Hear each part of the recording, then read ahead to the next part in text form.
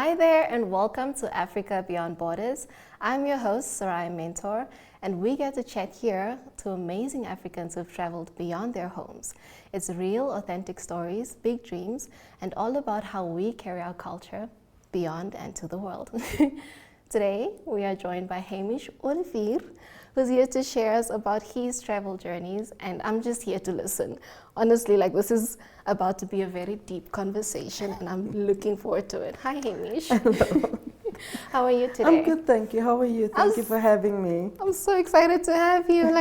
This is so cool. For those who don't know, I look up to Haymich so much. Haymich is a director, a choreographer. He's also a teacher who's traveled the world and has done so many amazing things, but he's going to share that with you guys. So getting into it, please introduce yourself and just a bit about your background. Okay. As you said, my name is Haymich Oliver. I grew up in Rehoboth, actually. I graduated high school from Concordia College in Windhoek. I did my first undergrad degree at the University of, which was at the time Port Elizabeth.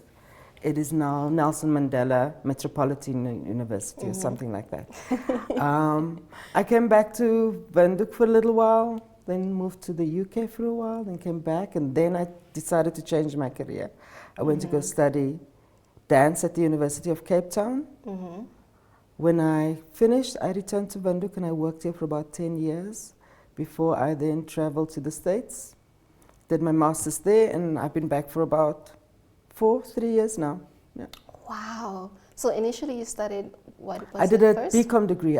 I was working in finance offices as wow. I wasn't quite an accountant, but like a finance clerk. I was helping to compile balance sheets and trial balances and paying and credits and So all of that. You went from balancing sheets to balancing the dance floor. Well, I'm still trying. That is so cool. That is I have so many questions, how did you adapt? But anyways, getting into it, firstly, what was the biggest shock for you when you left home for the first time? How old were you then? I left home for the first time when I was about 18. Well, that was just to South Africa. When I traveled internationally, I was, I think, about 22. The shock was how expensive everything is. And how bad food is in the rest of the world. The best food is at home, always, no matter where you travel. Best food is at we don't have a home. very big variety, but what we get is really very good. So that was the first shock. And also how big places are, how long it takes to get from one neighborhood to the next. But at the same time, also how much you can do in a day because of undergrounds, and how much you can experience in a day because of public transport. Wow. The other shock is how unfriendly people can be, especially in the UK during winter because everyone is cold and rushing from one place to the next. And I arrived in the UK during winter. It was November. What a welcome. Yeah, no, it was great. It was cold, and I had to find a job within a week. And I had just enough saved up to basically leave home and be there for a week. Okay, so you are telling me you had 7 days when you landed in the UK to sort out your life, move in, get a job, and handle the cold. Oh yeah, yes, absolutely. I didn't have time. There was no time. I just had to do it. Wow. Yeah. I'm even just processing that right now. I really want to know, did you see, because you did mention that how people are different, how food is different, what would you say was the biggest comparison to South Africa and UK? I think that when I was in Port Elizabeth, I think it's the first thing that I can think about is that how many cultures are in one space. Okay. Yeah, Port Elizabeth, Eastern Cape, so the culture is also very specific. And but in the UK, there's so much from one neighborhood to the next, or from one suburb to the next. That was interesting, and how a whole lot of things change. Like the type of body that you would see on the street, the type of food that they would sell in the cafe down the road, the type of fashion that they would sell in that, you know, all of that, how much can change from, I don't know, from Shoreditch to Old Street, if I remember the names correctly. But I think, yes, that was where I got my first job, that area. Wow, in Old Street. Old Street, yes, totally Old That is Street. very, very cool. Like, so you're basically saying even if we're in the same city, there's multiple cultures that you had to adapt to. Yes, totally, totally. What was the most difficult culture to adapt to? The English. Oh, okay. Because I think that they felt that everyone was too foreign, you know, because everyone was occupying space that pretty much what Trump is doing in America right now. But that was then, and I mean, that was just me in this one, also feeling foreign and feeling different. Yes. It was, and I think that as foreigners, it's easier to relate that when you are from a place that, you know, everyone feels foreign to you. Yeah. Oh. Did you have like a group of people that were also from other countries? Oh yeah, yeah. So when I arrived, I lived in Backpackers, of course. Backpackers? So yeah, so is that a place's name or is it's like a backpackers. I don't know what they call it now. Basically, it is like a backpackers hostel. So okay. It's set up for young people that's traveling, and then so a lot of people from different places would then come through these doors. And my first week that I stayed in the backpackers, I can't remember which part of the UK. I think it was more towards the West End, and which part of London. So then, of course, you meet a lot of people from different places. And when I settled in, I moved into a house with, trying to remember, I think there was 18 of us living in the house, and there was 6 rooms. So it was like 3 people to a room, something like that. And there are people from all over, from Peru, Australia to Italy and France, and then, of course, Namibia. Oh, that was very exciting because then you get to meet people and listen to different accents and understand their home story, and that was a really cool part of experiencing a foreign country.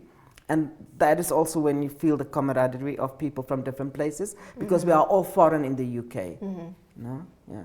It is very interesting. I want to know, like, what heritage background do you come from, and how did you get to share that with your backpackers, if I may say? Yeah, for sure. My mother's family, well, my heritage is based between South Africa and Namibia. Yeah. My mother's family, my grandmother's from the Western Cape. Yeah, she's passed on. And my grandfather from my mother's side, maternal grandfather, was Namibian. And from my paternal grandparents, Namibian, but their grandparents were from South Africa. Okay. Yeah, so it's mostly a mix of Eastern Cape, Southern Namibian people. You know, yeah, we're very connected as well. It's just a borderline. Yeah. It's not like we're flying. Yeah. But how did you use that to influence the people that you were with in UK? Well, I think that generally Namibians are very friendly people, very open people, very warm people.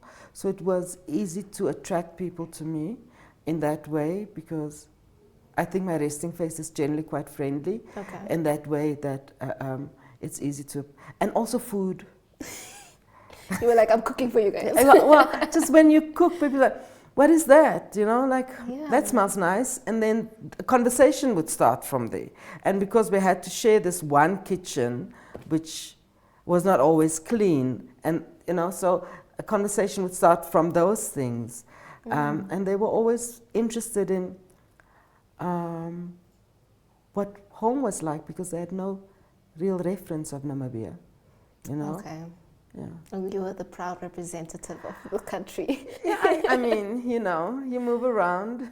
That was beautiful to hear. I do know that you've also been to Zambia, you've been to Malaysia, UK, as you mentioned as well. So I just want to hear the funnest interaction you had with someone from one of these countries. The one that jumps to mind, I mean, I've had many different really, really cool experiences, but the one that jumps to mind is 2018 I went on a training course for 10 days in Senegal at like a dance school of what people considered to be the founder of African contemporary dance in Africa, Germaine Acognem. And there was a bunch of us, once again, from all over the world. And there was this, and we got tired of the food. See, it always comes back to food. So the night before we left, like our last night, we gathered in this very small, extremely quaint, it was a village where the school was based. Little restaurant, it had a pool in it, a small pool and a small dance floor and pizza. And it was just a very joyous, fun, easygoing. We were happy and sad, happy to be together, and happy to leave. Sad to leave, but happy to be going home in that way. Yes. So that was a really nice experience, for sure. And then there was one time while I was living in the UK, I did 2 months backpacking, just a bag on my back. From Greece to Spain, and I met this bunch of travelers on a boat from Greece to Brindisi, which is, I don't know if I pronounced the name correctly, but it's like the town on the tip of the heel of the boot. Like if you imagine the map of Italy, yes, the heel part. And we then traveled through Italy for the next week or so together. And there was also, it's always this chance meeting of people that you have something in common with, and that has the same sense of values or value system in terms of caring and loving and inviting and friendly and have stories to tell and are good listeners, you know, those kind of things that creates a bit of a community for a moment, you know. Yes. And then it becomes interesting, like, you know, there's memories, you build memories and things to look back on, stories to tell. Stories to tell. As the 18-year-old who left home now to South Africa for the first time, can you reflect back on how you developed as a person till today, like just how you've changed? Oh yeah, sure, absolutely. It is, I mean, my story is also maybe not that different today, but was at the time, because I think that there's a lot of young people that understand who it is they are and what it is they want to do much earlier on in life. It took me a while. I mean, I knew that I was artistic in school already, but there wasn't a lot of career options and it wasn't encouraged. So it took me a while to start grounding my own or being confident about my own artistry and understand that it's important to me and that I want to live it out. So that was a journey on its own, and to identify that the choices that I have right now or the places that I'm in right now in terms of what I'm studying, the environments in which I'm occupied because of the studies, they don't really feed me and I'm not really necessarily interested in it, or the type of dynamic that takes place in this very corporate environment. Yes. So I had to outgrow it and understand how to be confident in my own choices. Yes. And that took some time. And to some extent, I mean, I feel like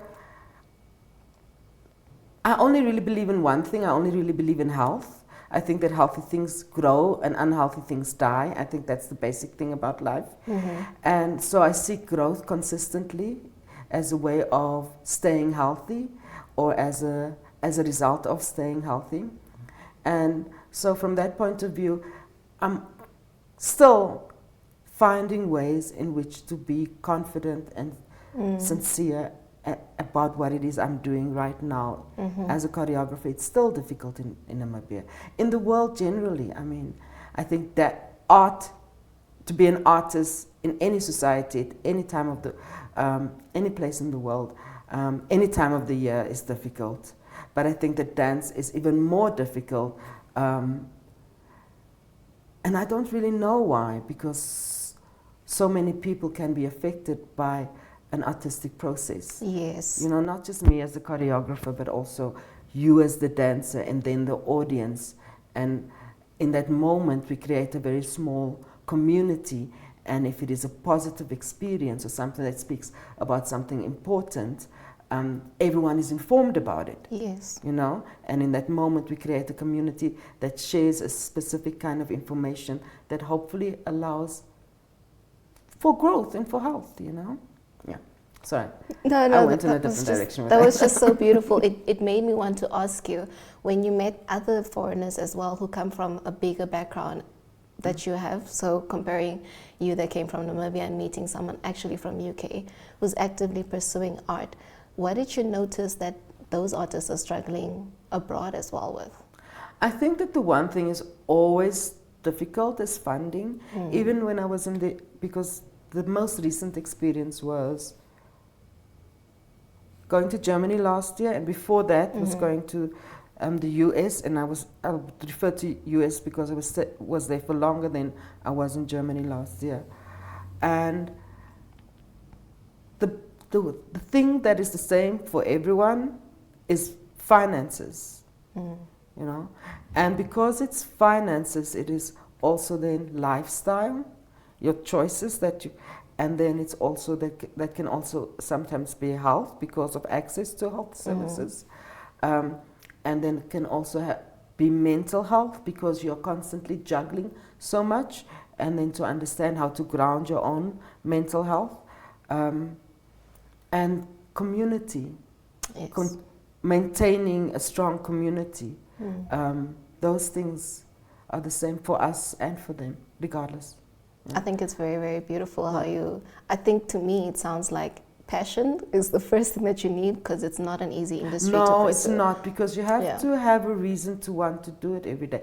And it's more than the feeling in the body when you dance, you know? It's more than the kinetic experience. It needs to be more than the kinetic experience.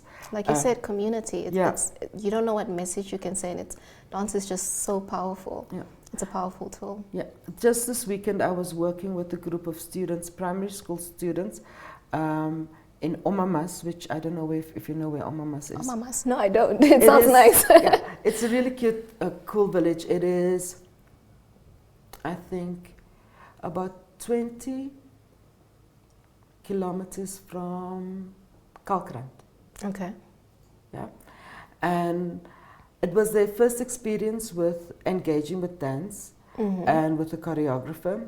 Wow. And they were very shy. There was two things that happened in the beginning on our first meeting. The one thing is that either they are super shy, because they have zero reference of how to be, or the other thing is that the ego would show up completely, so they would have this mask to shelter their vulnerability. Okay. So it took a moment to negotiate those spaces and for them to understand that I'm not here to shame you or blame you or to make you feel like any less. In fact, I'm here to try and get you to understand how to feel your strongest, how to understand who you are really and stand in your power. And only when they understood that, then you see the transformation in the way that they show up and the willingness to be. Because I think that people still think that dance is about a 5, 6, 7, 8. But it really isn't. It's about embodying your power, understanding your confidence, understanding your power, and embodying it and owning and claiming space. And for people like us, BIPOC people, Black, Indigenous, people of color, that lived in an environment that suffered apartheid, I think that is dealing with generational trauma. I think it is extremely important work to teach people how to stand in their power. And you're using dance, and the same thing would happen to you. You left your accounting and you pursued something, and not only were you more happier, but you accessed the part of you of confidence and being true to your decisions. That I think that's very beautiful for you sharing. Before we continue, we're just going to take a quick break, and we'll be right back.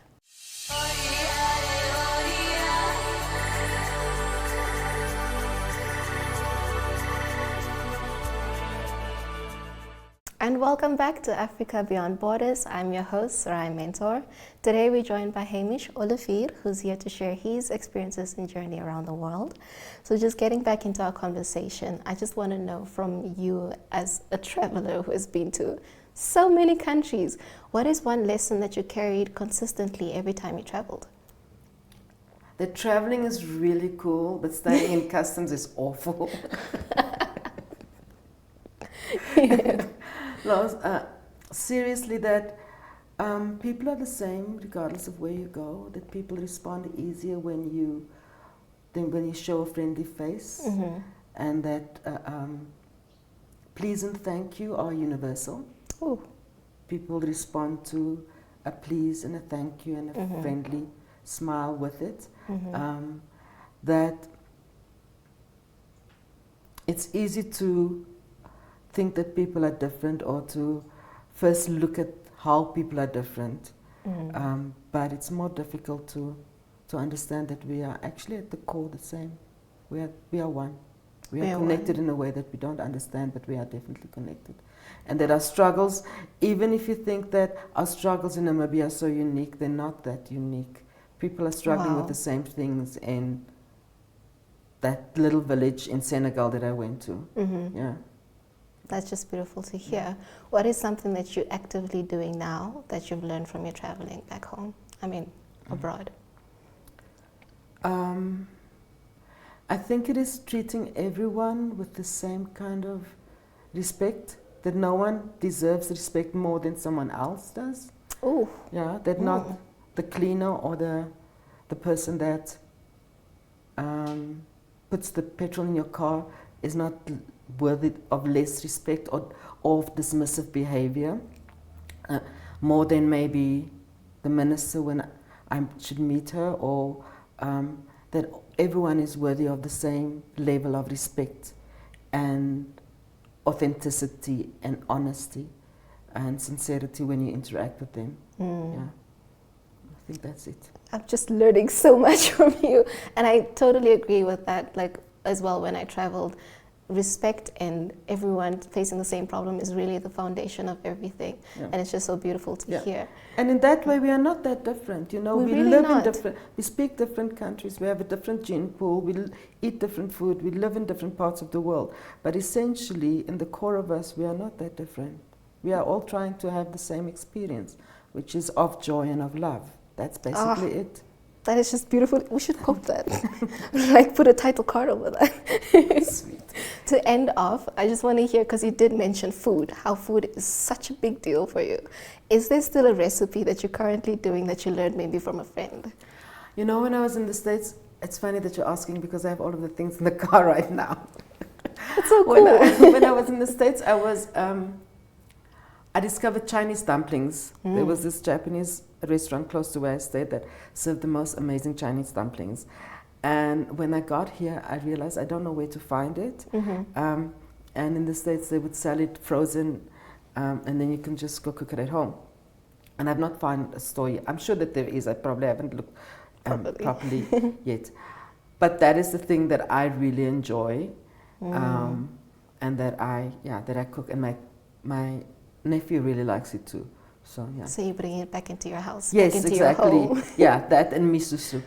Miso soup. What is miso soup? Miso soup is also like as a Japanese soup. It's very brothy. It's very simple. I asked my friend to bring me miso paste because I can't find it here. Okay. It's basically green onions and water and miso paste and tofu and some other small vegetables.